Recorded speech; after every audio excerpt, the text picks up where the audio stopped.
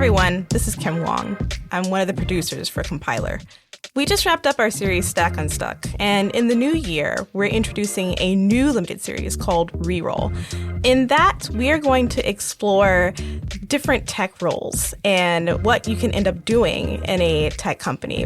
But before we do that, I wanted to share another show with you that you might enjoy from our friend, Saranya Bark. It's called CodeNewbie, and in this episode you're about to hear, Saran speaks with Chris Ferdinandi. Chris is the author of the Vanilla.js Pocket Guide series and the creator of the Vanilla.js Academy training program. He talks a little bit about how he sees the future of front-end development changing and what tools might be helpful in your next job search. So check it out, and we'll see you in the new year with our new episodes. Take care.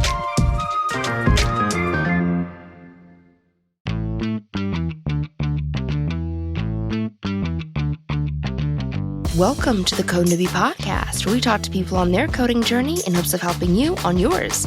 I'm your host, Saran, and today we're talking about the new wave of front-end developer tools with Chris Ferdinandi, author of the Vanilla.js Pocket Guide series and creator of the Vanilla.js Academy training program. I can remember early in my career when I was able to talk about responsive web design and concerns around mobile and best practices and usability. There were developers who were a lot more senior than me, who were a lot less versed in this sort of thing, and it put me in a lot of conversations I wouldn't have been in otherwise. Chris looks back at being on the CodeNewbie Podcast in 2020 and what he's learned since then. He talks about how he sees front-end development changing in the next few years, what new tools are on the rise, and why leaning into these new tools might help you in your future job search. After this.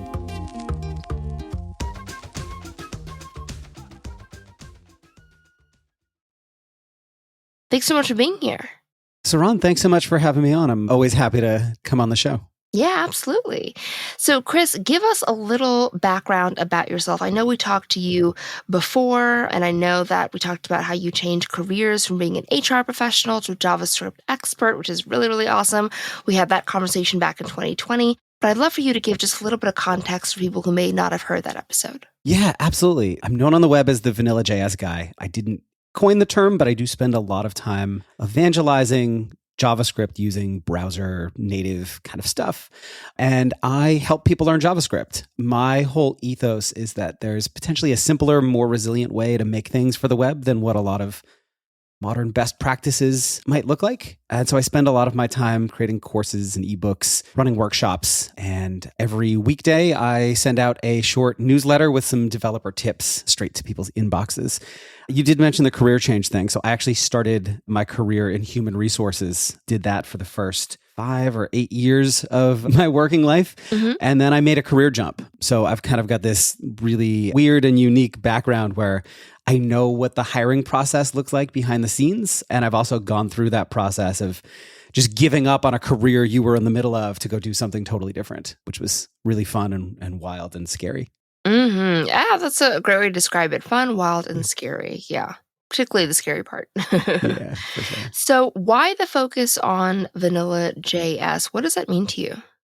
So the focus on Vanilla.js kind of happened by accident. I originally came into JavaScript development via jQuery, which was the way to do JavaScript on the web at the time. But I kept failing the JavaScript portion of front-end developer interviews, and I felt like I didn't know what I was talking about most of the time. I had huge imposter syndrome. And so I decided I wanted to learn how a lot of it worked under the hood so that I could be more confident going into those interviews. And along the way, I discovered that as I was converting a lot of stuff I had written in jQuery to using the stuff baked into the browser, my sites were also getting a lot more performant. Things were running faster, and it was just a better experience for the people who were potentially using the things I was making. And so that kind of really is what hooked me in, the web performance angle, which was something I cared deeply about. You asked what Vanilla.js means to me. For me, it generally means an absence of dependencies. So it's using the things that are built right into the browser. So browser native JavaScript methods or APIs, rather than using libraries or frameworks. There's a bit of a caveat here because a lot of people think that means I write every single line of code and everything I build from scratch. I do make use of a lot of different libraries. I just tend to look for ones that aren't dependent on another library themselves. So, if I was looking for like a photo gallery library, I would look for one that just stands on its own rather than having to integrate with something like React or Vue or some other type of library. Yeah, that makes sense. So you had pretty strong opinions about vanilla JavaScript last time you were on the show a couple years ago. Do you still have those opinions now? Do you still feel that vanilla JS really benefits developers and needing to know it should be a priority? Do you still have those feelings today? I do. I've probably mellowed a little bit with age. But a big part of my passion for vanilla JS is that, well, two things. One, if you author what you create in mostly vanilla JS, you ship a lot less code to your end user, which means they're using less bandwidth, which is particularly important when you're working in developing areas or areas where wide access to broadband is not readily available.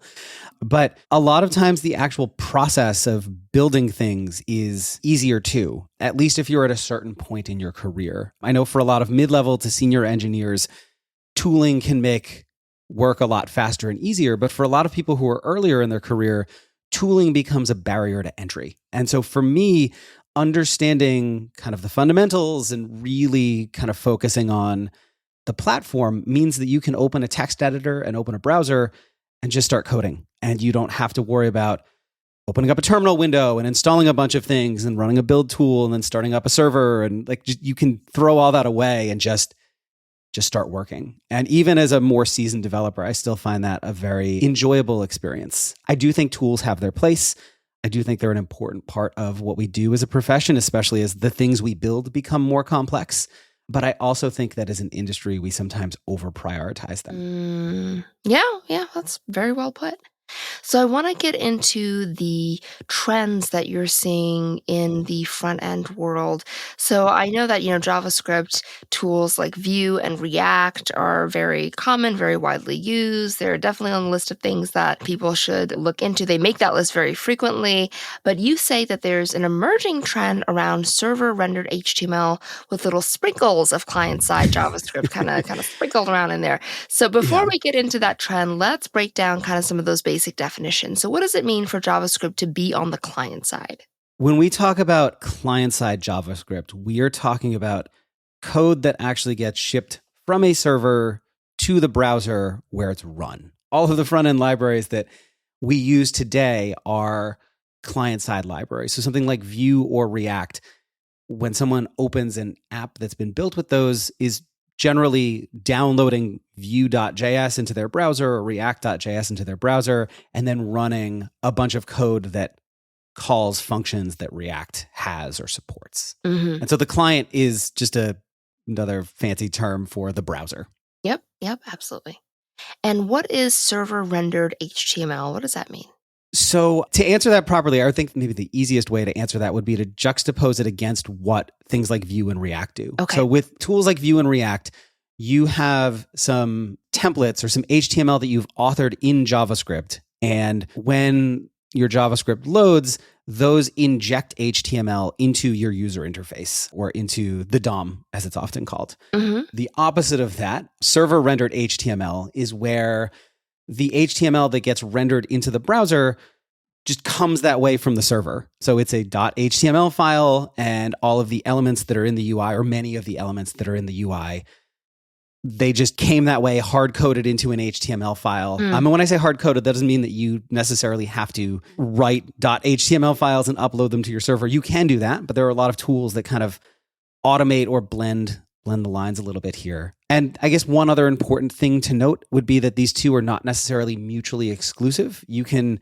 use server rendered HTML for some things and then layer JavaScript rendered HTML on top of it, depending on your use case. So they're not, you have to pick one or the other. They can blend together very nicely, which is, I think, really the meat of what we're going to talk about today. So we talk about the trend of server rendered HTML with sprinkles of client-side JS. What actually is the trend that we're seeing? For me, one of the things I've noticed, because I've been doing this for about 10 years now, is every 5 to 10 years, we see a big shift in the way development works. And it never looks like a big shift at the time. It always looks like some kind of emerging trends. And then before you know it, it completely dominates the industry. So when I started, jQuery was the big way to do JS. And then eventually the browser caught up and jQuery, I don't want to say became obsolete, but a lot of the things it did, the browser could also do without jQuery. This stuff used to be really, really hard, and suddenly it wasn't anymore. Some stuff was still difficult. And so you had this wave of transitional tools. Umbrella.js comes to mind that kind of bridged that gap. And you also had tools like Lodash and underscores. And then eventually the browser kind of caught up to those too. And new libraries started coming out that addressed a new set of problems. And that's when we started to see things like Angular and then Vue and then React. And there was a bunch of other tools that didn't necessarily quite that rise to popularity that showed up at that time as well. And I see us at the beginning of an other shift. I'm starting to see a handful of tools that take some of the approaches or the ways that we build interfaces today, but move the actual generation of HTML from the browser to the server. So I've seen this happen from a few different angles. On one end, you've got things like Next.js and Nuxt.js that they're like meta frameworks that bolt onto React and Vue respectively and allow you to author your React or Vue code on a server running Node, and it'll generate HTML on the server, ship that to the browser, but then also ship React and Vue so that once that initial page load happens, JavaScript can take over and handle any additional changes that need to happen. Those are interesting, but they also still ship a ton of JavaScript to the browser. So then you started to see on the other end some tools that aim to do similar things as React and Vue, but smaller. So you've got Preact. Evan Yu, who created Vue, created this thing called Petite Vue, which is a smaller version that's intended for maybe progressive enhancement or just some light UI changes rather than building the entire app in JavaScript. And that's a lot smaller too. And so that's kind of one other little subset. And then for a while, you also had kind of the rise of static site generators. So these are tools that kind of go in the complete opposite direction. And rather than bothering with JavaScript at all, you're writing some content in Markdown and you're writing some HTML in, depends on the tool, but sometimes it's Ruby, sometimes it's Go, sometimes it's just plain old HTML, but it'll take that Markdown and mash it into some templates and create some HTML for you. And then we started to see, just in the last, I want to say 6 to 12 months, these hybrid tools start to come into play that take some of what Next.js was doing and Nuxt.js and some of what the server-side tools were doing and some of what like Preact was doing and mash them all together. And this is for me where things are starting to get really interesting. On one hand, you've got a tool like Eleventy, which is a static site generator, but because it's run on Node and JavaScript, it allows you to do a bunch of scripty stuff on the server that you can't always do with some of those other tools. And it can run dynamically and like generate HTML on the fly, a little bit like we used to be able to with PHP.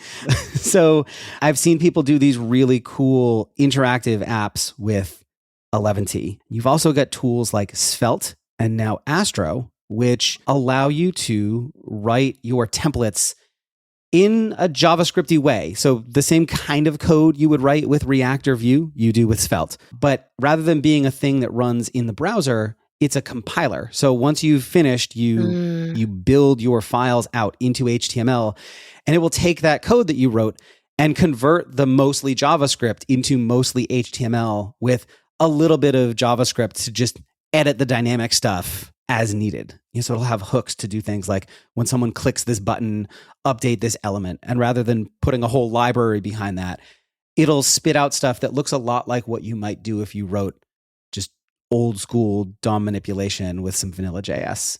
Now, why would I want that? Why do I want HTML compilers? Yeah, the big benefit of these tools is performance. So React and Vue and client-side libraries like that. Well, I guess there's two. It's performance and it's also resilience. But so those big libraries, they'll share the minified and gzipped size of them. And these are like kind of compression techniques that you can use to make files smaller. But so you look at something like React and it's 30 kilobytes minified and gzipped.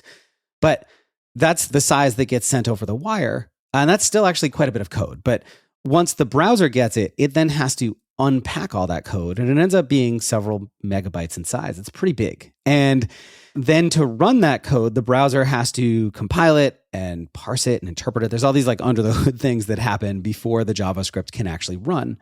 And then every time you go to update the UI, there's a bunch of abstraction on top that makes those updates a little bit slower. And then because you have all this JavaScript in place, you get this additional thing that happens where things can break. And when JavaScript breaks, the browser is a lot less forgiving than when HTML or CSS break. Interesting. So because it is a scripting language, everything just stops working. And this is like if you ever click a button and nothing happens, or you open an app and you just get that like white screen of death where there's nothing at all in the browser. Mm-hmm. It's because the JavaScript broke somewhere, something's not working, and one error caused the whole house of cards to come crashing down. Whereas with HTML, if you type an element name wrong, the browser is like, oh, we'll just treat it like a div and move on.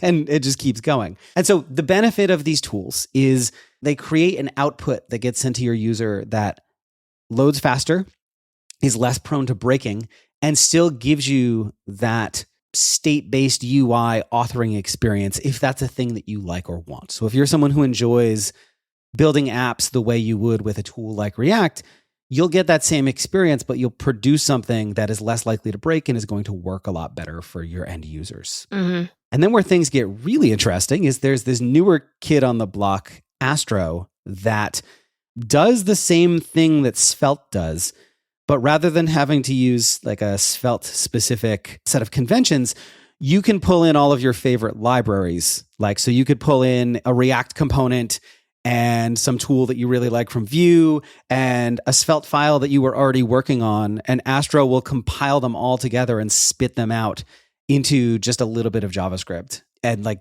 remove the library piece and just pull out the good parts. So actually, one of the folks who works over at Netlify in developer experience, Jason Langsdorff, whose last name I'm almost certainly butchering. Jason, I'm so sorry. He actually ran a test with this where he took this old site that he had built with React and Next and converted it to Astro using 90% of the same code. And the output client-side JavaScript was 10% of its original size. Wow. Decreased page load time by 30%. So just huge wins all around for the user with the same exact authoring experience that he had before. Very cool. Very cool. So how do you feel this will affect front-end development in terms of the process, the steps? How would it affect what we do in front-end developer roles? Yeah, there's a few different views you could take of this. One of them is the short term, one of them is the midterm, and one of them is the long term. So in the short term, I don't expect much will change. I think, learning things like React and Vue are still great skills, especially if you're looking for a job. You can roll into a job with those like right now today. I think tools like Astro make the transition from I know these things to I'm doing it this new way a lot easier because you can take the tools you're already using, make a few changes, and go. So they're not necessarily huge changes. I think in the middle kind of range, looking out a little bit, we will likely see a few things happen. I imagine tools like React and Vue, just in their raw form, will become less popular over time. I don't think they'll ever go away, the same way that people still build sites with jQuery today, and jQuery is still a huge presence on the web, even though it's not necessarily the modern or new way of doing things. And a lot of what it does can be done in the browser. I still see a lot of jQuery. So I imagine same thing with React and Vue. They won't go away. So if you learn those things today, you can continue to use them. But in the longer term, I expect that a lot of what we use libraries for today will eventually make its way into the browser. Mm-hmm. This is a trend that we see happen kind of a lot, where the same thing happened with jQuery, where a lot of what jQuery could do was in the browser. And then you had these kind of transitional tools that bridged gaps for a little while. And then eventually the browser kind of fully caught up and we moved on to the next thing. And so what I'm not sure of, I think for me, the big question mark is, are tools like Svelte and Astro transitional, or will they be tools that are going to stick around for a long time? My hunch is they will stick around for a while, but I'm not entirely sure. The other angle here, especially because I know we have a lot of listeners who are earlier in their career, learning some of these newer approaches, learning how to use compilers like Svelte and Astro, probably not a huge, like, I need to know this right now for the job I'm looking for today kind of thing, but potentially a very powerful thing to know 1 to 3 years from now. I remember when I started working in the industry, responsive web design was a buzzword and it was very new. And this was the time where everybody used to have separate mobile and desktop sites, and they were all set to a fixed viewport size. And if you went to a browser on your phone, you'd get redirected to like the m.myawesomewebsite.com version of the site, if you were lucky. Other times it would just be oriented for a desktop. And I can remember at the time, every interview I went on, I'd ask like, what's your approach to mobile design? And you'd get a lot of folks who they viewed it as this thing that was going to come and go. I remember one interviewer in particular told me, "Oh, mobile's a trend and one that I think is mostly done. Nobody wants to do this stuff on their phone."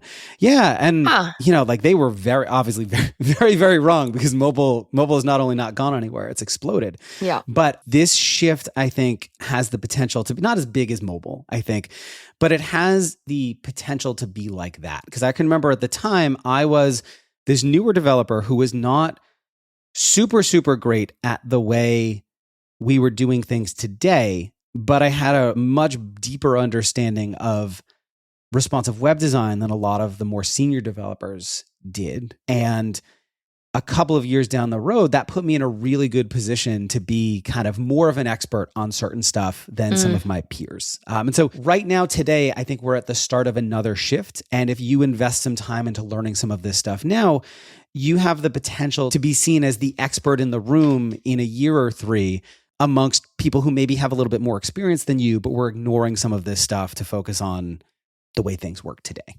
And that was the question I was going to ask next, is what timeline are we talking about? And you kind of just answered 1 to 3 years. Is that the way you envision kind of these trends really being front and center? Yes. Although, I'm trying to think back now to how things went with like React and Vue. Because I remember React, and in particular, Vue kind of showed up a little bit late to the party. Angular was like the elephant in the room for a minute. And it was weird. It was like a trend that started to grow very slowly, and then suddenly it was everywhere. But yeah, if we're talking about from today, 1 to 3 years feels like a pretty good bet. I've been seeing more conference talks around using some of these tools and how you can work them into your existing workflows. And so I think it's going to be one of these things that we'll start to see more awareness, and then it's going to be like the big thing, and it'll almost feel like unavoidable. We're not there yet, but I think we're headed in that direction. So where does this fit into your general thing of being the Vanilla.js guy? And so there's a few. Yeah, how does that all fit in? Yeah, so there's a few pieces here. So a lot of my advocacy around Vanilla.js is really born out of a desire to prioritize the people who consume our stuff over us as developers. For a while, I used to talk about how UX is more important than developer experience. And it sometimes feels like we have that backwards, where, we tend to really love these tools because they make things easier for us as developers. And this newer suite of tools feels like I don't want to say inverts that, but at the very least puts the user experience back in focus as a priority, where the things that you're generating are a lot smaller, a lot faster, a lot more resilient for the end users. And so I think that's a very, very good thing. The other piece of this, I was literally just talking about someone with this yesterday, about how one of the things you learn as you start to get deeper into libraries is that a lot of what you write in, say, React is mostly vanilla JavaScript with some kind of helpers and utilities and stuff thrown on top of it. And a lot of my favorite Vanilla.js methods are things that people use in React quite a bit. And so I've had a lot of students who really struggle to learn these tools and then step back and focus on Vanilla.js for a little bit and then go back to them and find tools like React or Vue a lot easier to pick up, because a lot of the kind of the nitty-gritty details that get glazed over in tutorials, they suddenly have a better understanding of. And so for me, I think understanding Vanilla.js and also how things like HTML and CSS work are going to help people make transitions into these tools a lot easier as well. From a bigger picture, I'm probably someone who will still continue to just open a text editor in a browser and go. But I think these tools are going to be a really great thing for both developer teams and the people who use the things that we build.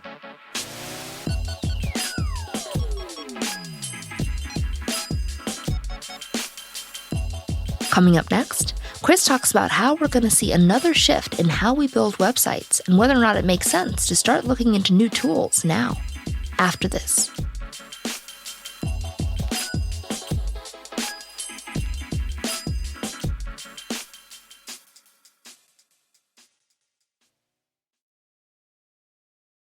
So I want to leverage some of your HR experience and kind of bring that into this context. If you were looking for a front-end job right now, and let's say you gave yourself 3 months to prepare, 3 months to get your stuff together, to prepare to apply, how would you spend your time? What would you learn and what would you do? Ooh, yeah. So if I was learning this today, if I only had 3 months, I would focus on, it depends. Okay. So, assuming you're going for a front-end role. Yeah. if you're just going for blanket marketability, Okay. it's really hard today to go wrong with React. It is just very clearly, I don't want to call it like market leader. I don't know if that's the right word, but it is the tool that you see come up the most often in job descriptions, we're looking for someone with experience with, especially at newer businesses or job descriptions that are trying to attract up and coming developers. It's just one of those phrases that you can throw on a job description and you're going to get a large applicant pool. So it pains me to say, but it's hard to go wrong with React if you're looking for a job today. The other kind of angle here, I think the reason why I said it depends is because there are still a lot of websites and web apps that are built with and use jQuery. Mm-hmm. One of the things, I've talked to a lot of WordPress developers who have told me they haven't bothered moving away from jQuery because it's already there. It's already loaded in the UI in WordPress apps. And so, and it's really easy to use too. Yeah, they're already paying the jQuery tax, so they might as well just lean into it. So depending on what you want to do, if you're someone who's drawn to, say, the WordPress community and the WordPress ecosystem, and there are a lot of businesses that run on WordPress, there are also a lot of legacy applications, and I don't use this in a bad way, but like boring technology at boring industrial companies that still run on jQuery. And that can be an awesome career choice too, because they often pay well, have really flexible work arrangements. They're not kind of the hustle and bustle of an agency or a startup. So if work-life balance is really important to you, that's not necessarily a bad move either. So depending on kind of whether you want a lot of change and the newest tech and a lot of excitement, React. If you're looking for something maybe a little bit more boring and slow paced, and I do not mean that in a bad way, jQuery is not a bad choice either because it is still very much on the web and very much in use. And that's if I only had 3 months. And that's from a technology side. There are a whole slew of other things I'd be doing, in conjunction. Would it be valuable to learn any of these emerging new tools, these trends we talked about, or would it make more sense to wait a few years and kind of see where these trends land to start learning them? So it depends on how long you have. So if we're just talking like I've got this 3-month window, right? I think going either deep on React or splitting your time between React and jQuery is personally the way to maximize I'm putting myself in the position of, I need a job now. Right. I need to pay the mortgage or rent, keep the lights on, what have you. If you had a little bit more time, if you're giving it 6 months to a year, I think learning these emerging tools now is a good thing to do because I'd say sometime in the next, if your company's not, or the company you go to work for is not already having these conversations, they will be in the near future. And being able to confidently speak to the pros and cons of different approaches you might use to building the new thing or updating your existing code base is a really great thing career-wise. Like I can remember early in my career when I was able to talk about responsive web design and concerns around mobile and best practices and usability. There were developers who were a lot more senior than me, who were a lot less versed in this sort of thing. And it immediately positioned me as an expert on a thing that put me in a lot of conversations I wouldn't have been in otherwise because of that. And while it's probably, I don't even want to say premature, I just don't think you're seeing lots of places in the industry immediately jumping to these tools, but I'm seeing more and more of it. And so I think at some point, these conversations are going to come up and it's a really great thing to be able to speak about them. Absolutely. So yeah, I would, if you have the time, if you were talking about a slightly longer term view, I think now would be a great time to start looking at these tools as well, especially if you think about something like Astro, where you can learn that in tandem with React, where you can do some React stuff and then bolt it into Astro and kind of convert your React app into an Astro build. It provides you a way to kind of run those things side by side and maybe learn these two different approaches at the same time, or at least one after the other. Yeah, that makes sense. So for folks who do have the time to learn some of these tools, where do you start? Where do you begin? Right? So I actually have not seen a lot of tutorials around either Svelte or Astro yet, which is probably a note to myself that I should... you should do it. I should consider putting some stuff out on there. For right now, the websites for these different tools, they do a relatively good job of getting you started. So svelte.dev for Svelte or astro.build for Astro are probably good places to start. One other thing that folks might consider is heading over to Netlify and looking at some of their boilerplates and their starter demos. They have a really robust developer experience team that puts together a lot of kind of demo projects with these tools because they can be built and run on their platform. They have some things that might be worth poking around at just to kind of, if you want like a project in progress that you can make some changes to and break some things on, that's a good way to go. Mm-hmm. But Svelte in particular has a really nice tutorial section that walks you step by step through going from like a very simple hello world to adding some interactivity, and it all just runs live in the browser, so you don't need to download anything to get started. So that could be interesting for folks too.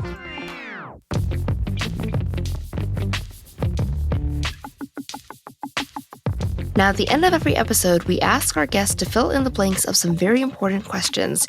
Chris, are you ready to fill in the blanks? Yes. Number 1, worst advice I've ever received is? That you need to have a 5-year plan. Tell me about that.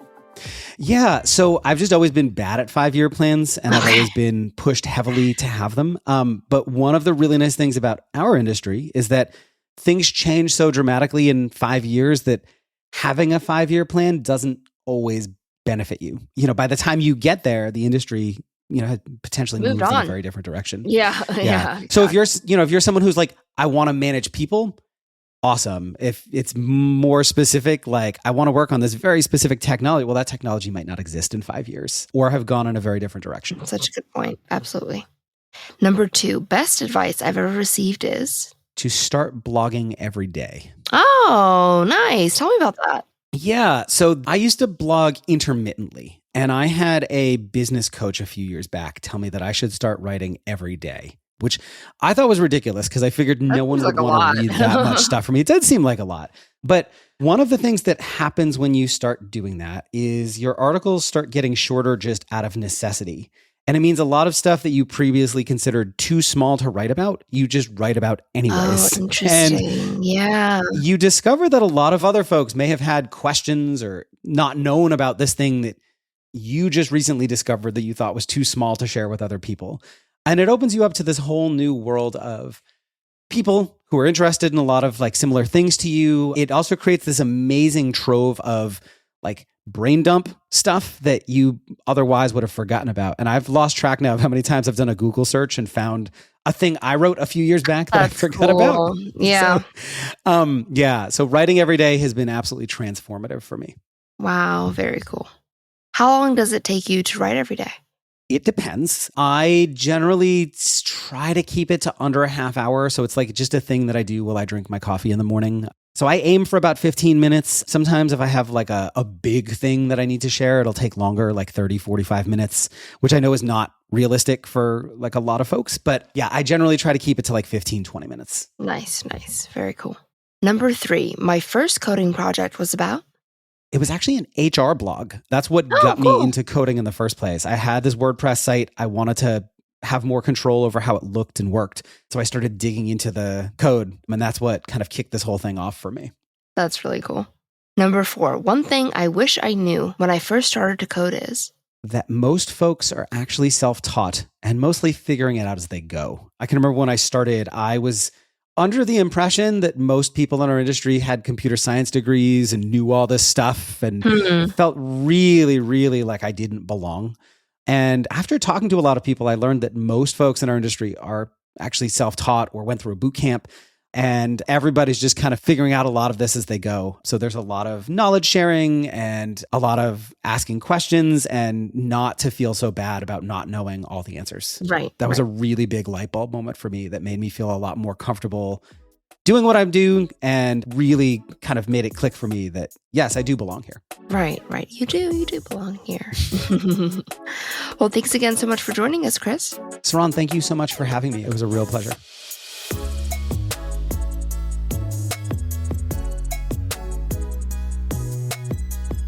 You can reach out to us on Twitter at CodeNewbies or send me an email, hello@codenewbie.org. For more info on the podcast, check out www.codenewbie.org/podcast. Thanks for listening. See you next week.